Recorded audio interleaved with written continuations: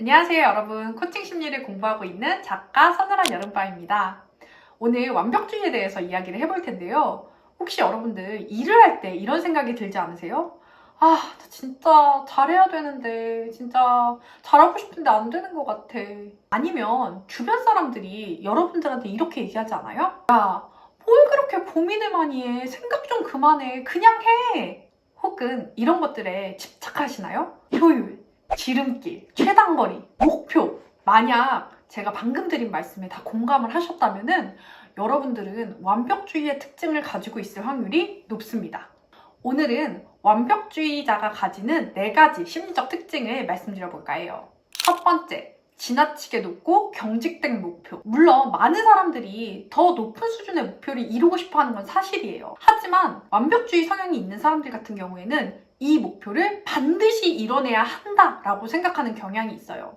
그래서 이 목표를 달성하지 못했을 경우에 스스로를 실패자라고 느끼고 좌절하는 경험을 하게 되죠. 예를 들어서 100점 만점인 시험에서 많은 사람들이 100점을 맞고 싶어 하죠. 하지만 90점, 80점을 맞았다고 해서 자신을 실패자라고 느끼진 않을 거예요. 그런데 완벽주의가 있는 사람들은 100점 아니면 0점과 똑같다라고 극단적으로 생각을 하게 되는 거죠. 두 번째, 그러다 보니 실패에 대한 두려움이 굉장히 큽니다. 내가 이 일에서 실패를 하면 어떡하지? 그러면 나는 실패자가 되는 게 아닐까?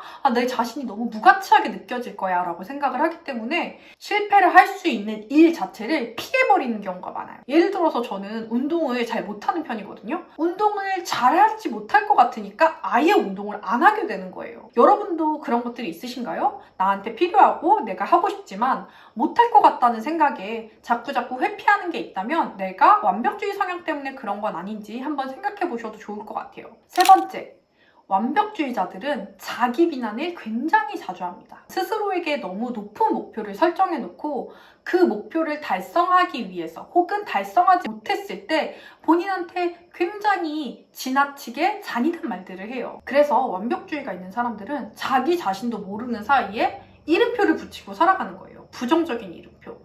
나는 실패자야. 나는 용기가 없어. 나는 게을러. 나는 한심해. 라는 이름표를 붙이고 살아가는 거죠. 여러분들도 여러분들 이마에 어떤 이름표를 붙이고 있는지 한번 돌아보셨으면 좋겠어요. 마지막 특징은요. 완벽주의자들은 성취와 나를 구분하지 못하는 경우가 많아요.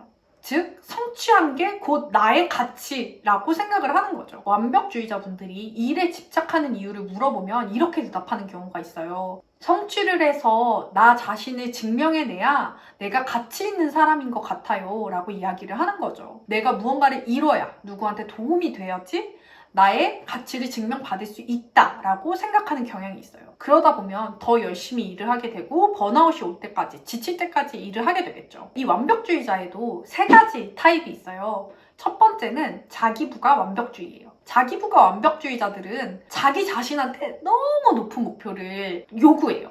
그래서 누가 시키지도 않았는데 더 많이 일하고 나의 모든 에너지와 시간을 내 일에 쏟아붓죠. 실제로 자기부가 완벽주의가 있는 사람들은 더 높은 성취를 해내는 경향이 있다고 해요. 그럼 좋은 거 아니냐라고 생각하실 수도 있는데 자기부가 완벽주의가 있는 사람들은 아무리 성취를 많이 해도 그 다음 성취, 더 높은 목표, 더 많은 것들을 이루려고 끊임없이 노력하기 때문에 어떤 심리학자들은 이 자기부가 완벽주의가 있는 사람들에 대해서 이렇게 표현했어요. 실패한 성공가들. 왜냐하면 아무리 성공을 해도 성공의 기쁨을 잘 느끼지 못하는 사람들이기 때문이죠. 두 번째는 타인부가 완벽주의예요. 자기부가 완벽주의와는 반대로 타인들에게 너무 높은 기준을 요구하는 사람들. 예를 들어 부모가 될 수도 있고요. 상사가 될 수도 있고 선생님이 될 수도 있어요. 늘 넌 더 잘해야 돼. 왜 이것밖에 못하니? 라고 이야기를 하는 사람들이죠. 예를 들어 저희 엄마도 타인부가 완벽주의가 있는 분이었는데요. 저한테 공부도 열심히 하면서 마음도 편안하기를 바랬던 것 같아요. 성적이 되게 잘 나오면서 성적 때문에 안달복달하지 않는 사람이 되기를 바랬던 거죠. 근데 사실 그게 쉽지 않잖아요. 그런 미묘한 것들도 타인부가 완벽주의의 예라고 할 수 있어요. 세 번째는 사회부가 완벽주의인데요. 이 사람들은 주변 사람들이 자기한테 높은 기준을 가지고 있을 거라고 생각해요. 그래서 타인을 실망시키지 않기 위해서 타인의 그 허구의 기준을 만족시키기 위해서 미치도록 노력합니다.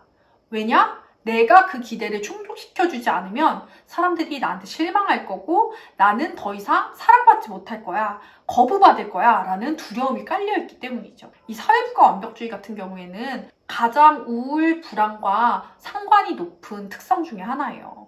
왜냐하면 내 기준을 만족시키는 것도 어려운 일이지만 내 주변의 수많은 사람들의 기준을 만족시키는 것도 정말 어려운 일이잖아요.